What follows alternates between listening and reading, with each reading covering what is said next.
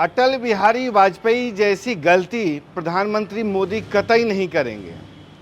यानी कि इजराइल और ईरान के बीच जो जंग जारी है और देश में जो ईंधन का संकट है, खास करके एलपीजी को लेकर के जो मारामारी चल रही है, उस पर मोदी सरकार बिल्कुल एक्शन मोड में आ गई है और इस बार वो काम करने जा रही है जो अटल बिहारी वाजपेयी नहीं कर पाए थे और इसी वजह से दिल्ली में बीजेपी की सरकार 1998 में चली गई थी। यानी कि उस समय प्याज की वजह से सरकार गई थी, अब सिलेंडर देश को रुला रहा है और प्रधानमंत्री मोदी बखूबी जानते हैं कि प्याज में अगर रुलाने की क्षमता है तो समझिए सिलेंडर में आग लगाने की क्षमता है। और इससे निपटने के लिए प्रधानमंत्री मोदी वर्ल्ड लेवल पे एक्टिव हो गए हैं, पूरी सरकार एक्टिव हो गई है। रक्षा मंत्री राजनाथ सिंह ने नेवी को आदेश दे दिए हैं कि अलर्ट पर रहा जाए। यानी कि सरकार जानती है कि इस क्राइसिस से अगर नहीं निपटा गया तो वही हाल होगा जो 1998 में हुआ था। और जमाखोर क्या कर सकते हैं ये भी सरकार को बखूबी पता है। जमाखोरी क्या कर सकती है, अफवाह क्या कर सकता है, उससे भी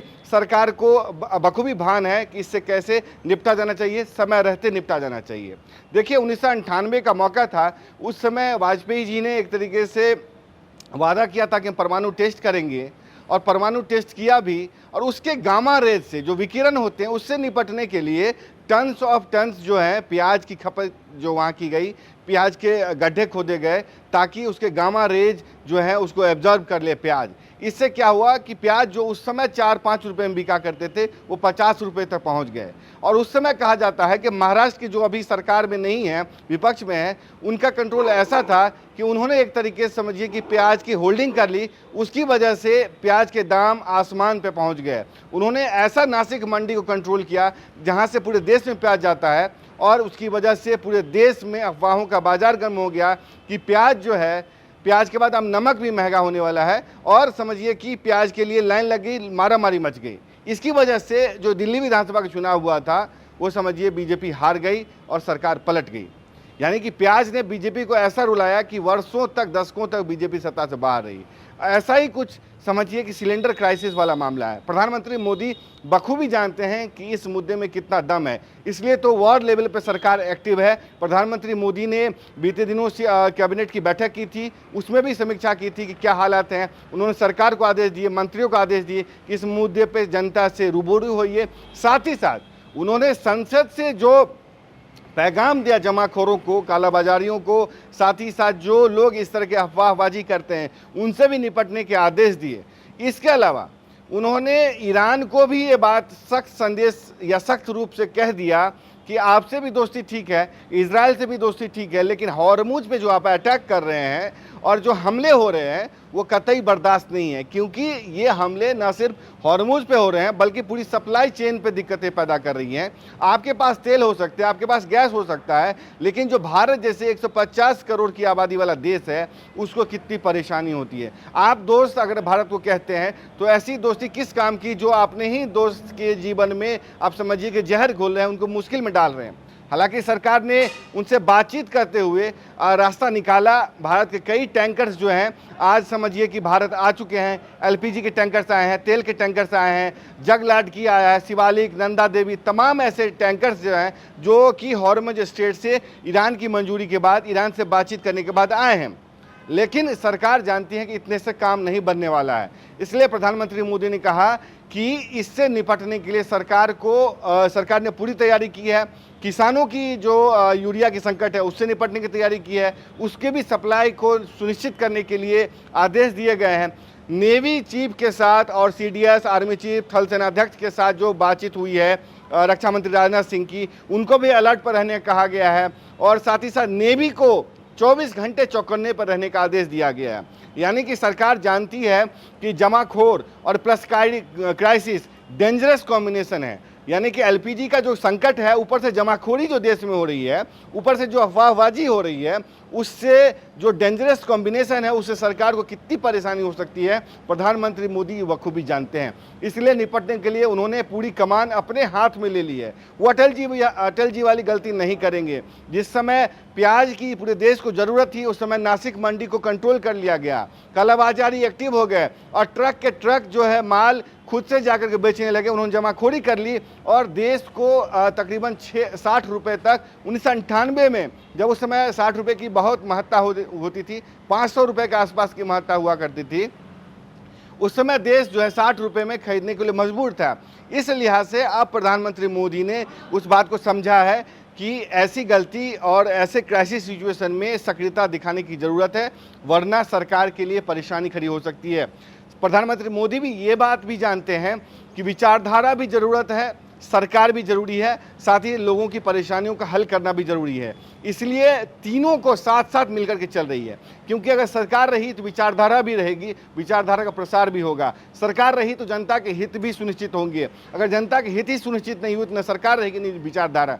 इसलिए विचारधारा अपनी जगह है और जनता की परेशानियों का हल अपनी जगह है। इसलिए उन्होंने संसद में जो खुद आकर के देश के नाम संबोधन दिया और पूरी दुनिया को कहा कि संसद से भारत के लोगों की आवाज़ जो है, संसद की जो आवाज़ है, एकजुट आवाज़ जो है, एकमत जो आवाज़ है, पूरी दुनिया को देने की ज़रूरत है।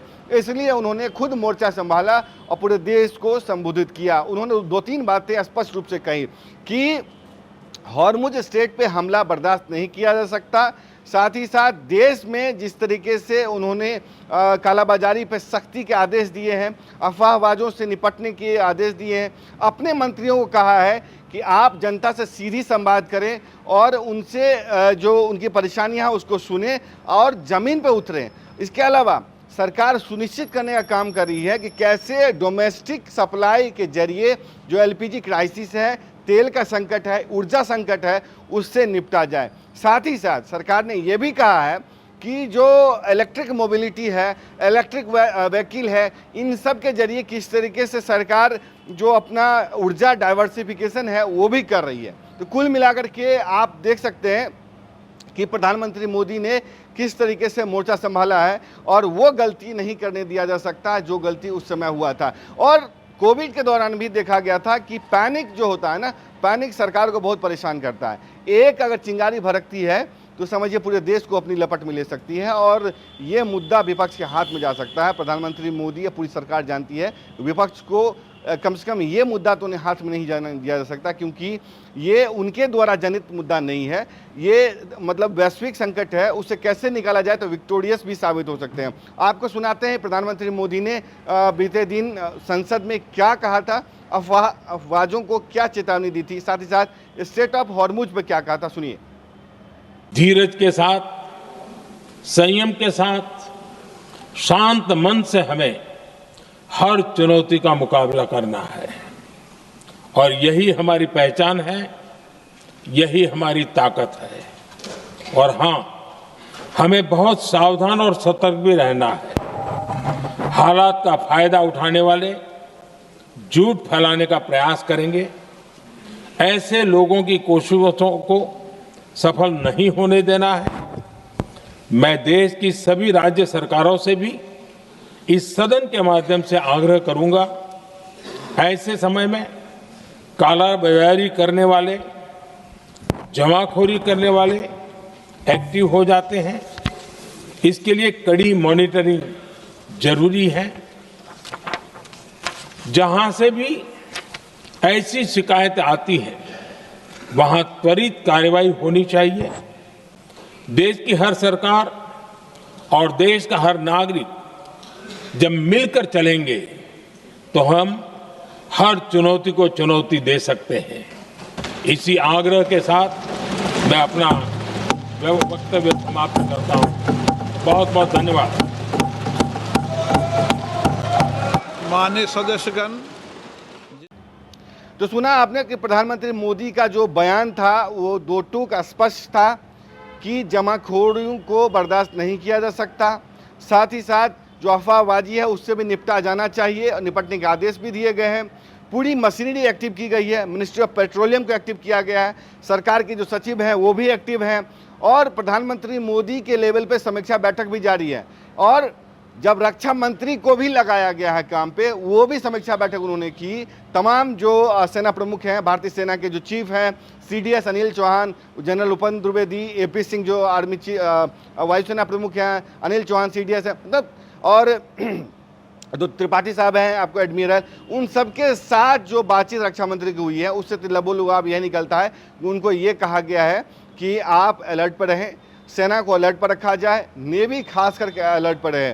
साथ ही साथ सरकार ने सीमा सुरक्षा बल, बॉर्डर सिक्योरिटी फोर्स, उसके साथ कोस्टल गार्ड को भी एक तरीके से अलर्ट पर रहने के आदेश दिए हैं, क्योंकि ये सिचुएशन कितने दिन चलेगा, किस हद तक जाएगा और कहां तक जाएगा ये पता नहीं है। आज तेल जो है 80 से 85 बैरल पे चला गया है, जो कि जंग की वजह से, स्ट्रेट ऑफ हॉर्मुज की बदल से, और जो एनर्जी सप्लाई पे हमले हो रहे हैं उसकी वजह से 80 बैरल पे चला गया, 80 से 85। अगर ये 100 से ऊपर जाता है तो देश के लिए मुश्किल खड़ी हो सकती है। इसलिए सरकार इसके वैकल्पिक समाधान की व्यवस्था कर रही है और साथ ही साथ राजनीतिक लेवल पर भी डील करने की कोशिश कर रही है, प्रशासनिक लेवल पर भी डील करने की कोशिश कर रही है। एक तो है कि समस्या है, एक है कि समस्या नहीं है, उसको क्रिएट किया जा रहा है, उसको उसी जगह दबा दिया जाए, उसको वहीं डील किया जाए, वरना जनता में एक पैनिक क्रिएट होगा और सरकार दिक्कत में आ जाएगी। आप पूरे मामले को क्या देखते हैं और क्या मोदी सरकार अटल जी से अलग है, क्या उसको करना चाहिए ताकि इस समस्या से निपटने में उसको मदद मिल सके?